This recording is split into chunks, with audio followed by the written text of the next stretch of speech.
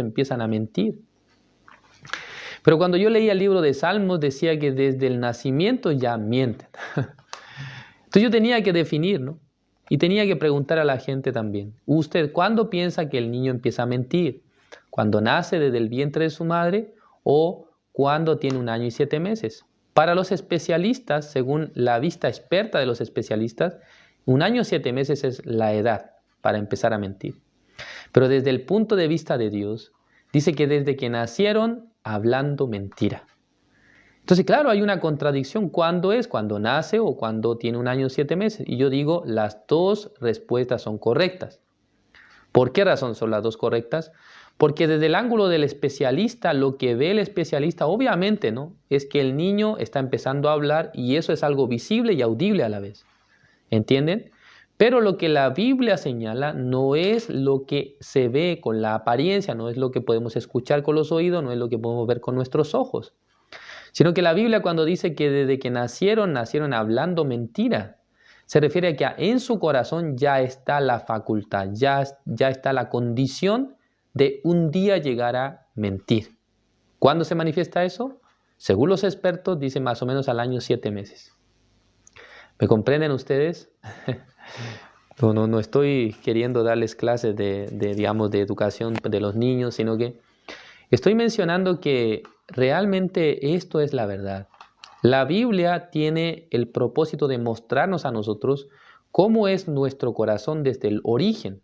Ya está desviado, ya está apartado, ya está corrupto por el pecado. Pero si una persona no puede razonar así, siempre va a discrepar con nosotros. Siempre va a tener una idea diferente y va a tener un pensamiento distinto.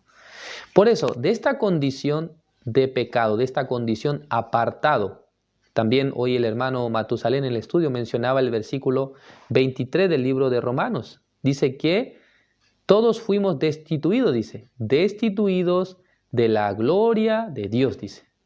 Por cuanto todos pecaron, están destituidos. La palabra destituidos es un sinónimo de apartados, de alejados, ¿no? En fin. Es un sinónimo, destituido, ya se apartó de Dios. Entonces, el estar apartado de Dios a mí me hace pecador. El estar apartado de Dios es la condición para ser pecador. No es en sí la transgresión o el pecado que la gente comete. Entonces, de esta condición de pecado, esta condición la Biblia le llama la condición del muerto, ¿no? Muerto espiritualmente, porque el Espíritu de Dios no habita en el hombre estando en esta condición.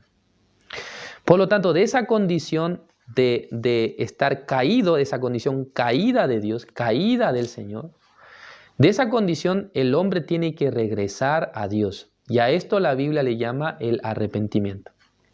Por lo tanto, este proceso de retornar hacia Dios, de venir hacia el Creador, de venir hacia Dios, no es algo que el hombre puede llegar a hacer. Sino que acá dice que Dios lo hace. ¿Cómo?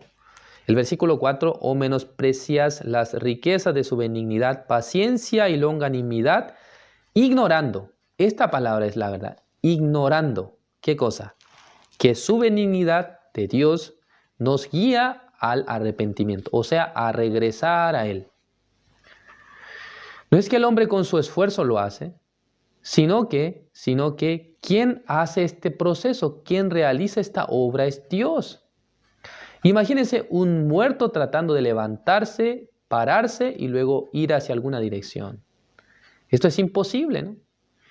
Yo cuando estaba en Buenos Aires de Argentina, ¿no?, yo tengo muy buen recuerdo de Argentina porque en ese lugar ya he pasado muchas situaciones, ¿no?, tanto buenas como muy difíciles. Pero en Argentina yo recibí la salvación, por eso cuando yo visito la iglesia de Argentina, a los hermanos yo les digo, yo nací en Chile, ¿no?, pero nací de nuevo en Argentina. Así les digo, ¿no?, tengo doble nacionalidad.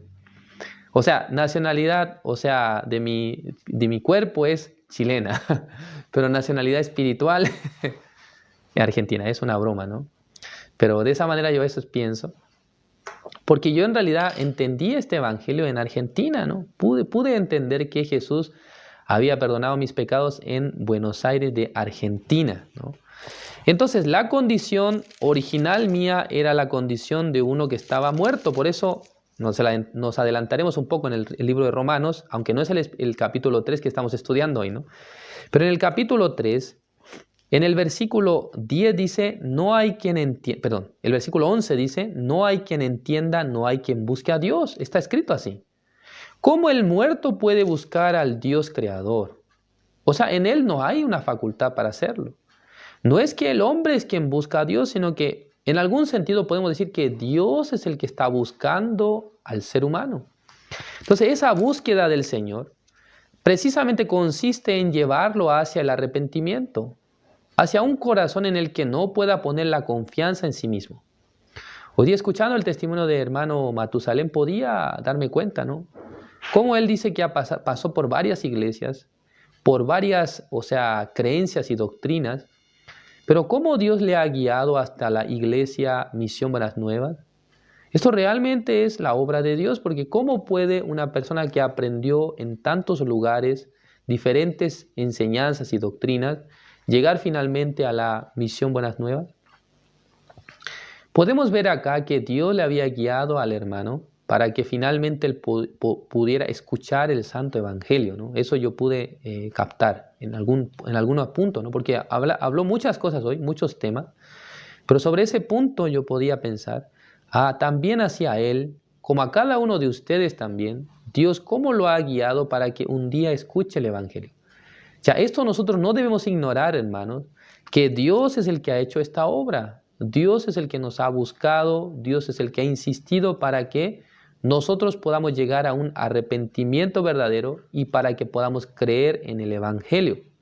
Entonces el arrepentimiento, hermanos, es dejar mí mismo, dejar mi ser, dejar lo que yo pensaba, lo que yo creía y ver, ¿qué cosa? La palabra escrita de Dios, que es diferente a mi punto de vista. Porque si no fuera diferente a mi punto de vista, entonces no sería la palabra de Dios. Sería la palabra de algún escritor famoso, de algún teólogo famoso, pero no es la palabra de un teólogo famoso, sino es la palabra de Dios. Por eso es distinta a nosotros. Porque su perspectiva, la perspectiva de Dios, es muy diferente a la nuestra. En el libro de Isaías 55 dice, así como los cielos son más altos, dice, que la tierra, así los pensamientos de Dios son más altos que los nuestros, dice. O sea, son incomparables. ¿Sí o no? Son incomparables. Por eso cuando Dios busca la vida del hombre, ¿hacia dónde le guía? O cuando Dios busca la vida del ser humano, vamos a mencionar así, ¿no? Alguno puede ofenderse porque estoy diciendo hombre, ¿no? Disculpen. El vocabulario bíblico a veces me hace repetir algunas palabras. El Señor, cuando busca al ser humano, ¿qué es lo que pasa? Hace que al corazón del hombre llegue el arrepentimiento verdadero. El arrepentimiento verdadero no es pedir perdón por mi pecado, sino que el arrepentimiento verdadero es poder despojarse de su pensamiento, de su punto de vista, de su razón. Dios nos guía hasta ese lugar. Entonces, hay maneras que Dios utiliza. Por ejemplo, nos hace fracasar en algún sentido, en algún área de nuestra vida. Disculpe que mencione esto, ¿no? Alguno le hace fracasar en su matrimonio, alguno le hace fracasar en su salud, alguno en su trabajo, en su economía, en fin, muchas maneras Dios tiene para quebrantar el corazón de los seres humanos. ¿No es así?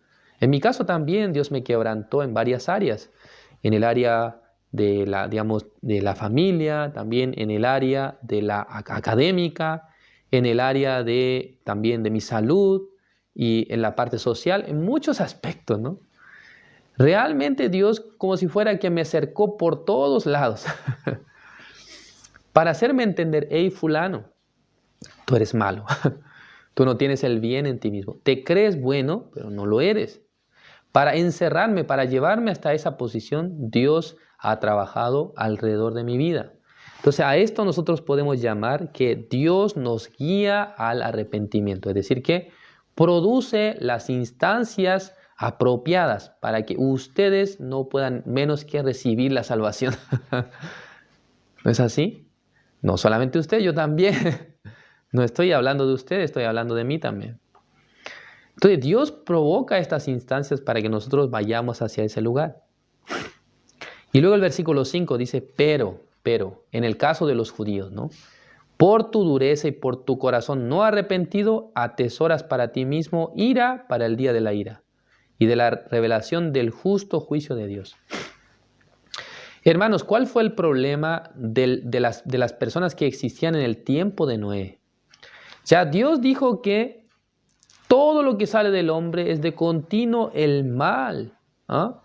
Dice, y vio Jehová que la maldad era mucha en la tierra y que todo designio del pensamiento del corazón de ellos era de continuo solamente el mal. Esta palabra, si llegaba en el oído de las personas, deberían decir, sí, Señor, usted tiene razón. Pero entre todas las personas de esa época, el único que pudo aceptar esta palabra fue Noé. El resto de la gente, no, ¿cómo que mal? No, no solamente mal, de mí también salen buenas cosas. De mí también sale lo bueno. Entonces, tales personas no han llegado a aceptar esta palabra desde el corazón, ¿no? No ha llegado a creer exactamente que de su ser sale solamente mal. Por eso no pudieron arrepentirse realmente, no pudieron dejar su punto de vista. Entonces, mirando a Noé, este Noé está loco realmente. Creo que tiene problemas mentales, ¿no? ¿Cómo que todos somos malos? No, no es así. Yo también soy bueno, yo también ayudo a mi vecina, yo también ayudo a mi familia, ayudo a mi tía, a mi abuela, a mi hijo, en fin.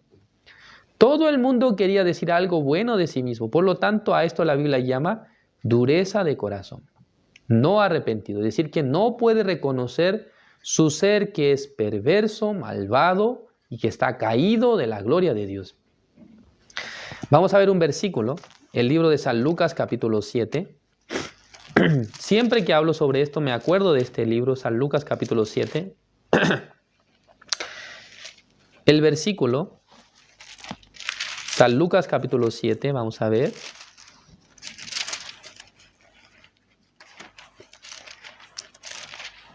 Ya San Lucas capítulo 7, el versículo 29, vamos a ver, dice así.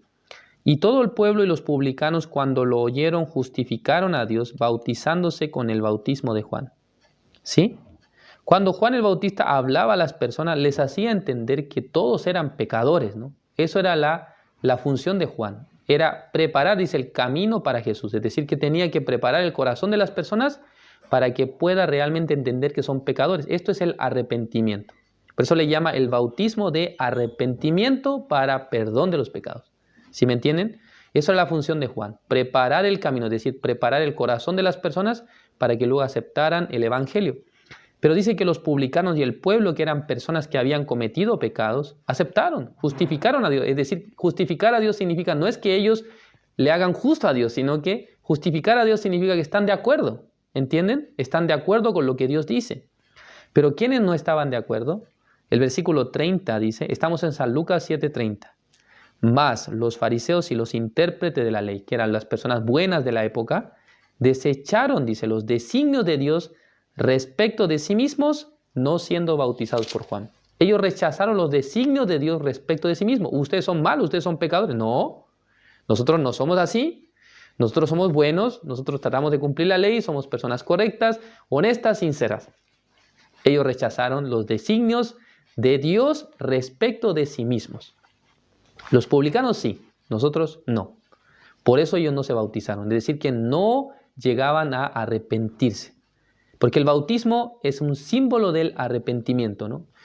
Ojo, no estoy diciendo que en esta época ustedes deben bautizarse para arrepentirse, no estoy diciendo eso.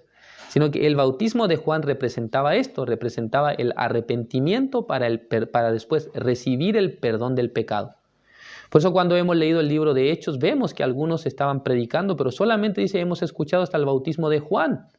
Entonces, en ese momento, el apóstol Pablo le enseñaba, le explicaba el Evangelio y recibían el Espíritu Santo de Dios. Así está escrito en algunos capítulos del libro de Hechos, ¿no?